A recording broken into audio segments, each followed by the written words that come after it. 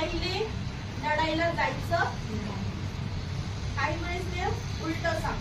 काही तर सांगितलं जा आत्ताच्या आत्ता जाऊन लढाई करून तुला लोकांना जाऊ नये. एका ठिकाणी वेगळ्या ठिकाणी वेगळं.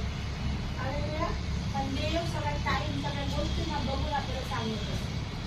काही वेळेस देव आपल्याला परिस्थितीच्या विरुद्धात पाऊल उचलायला लावतो. उचलले आणि आशीर्वाद देतो. या ठिकाणी काय सांगितलं? लढाई करायला जाऊ नका.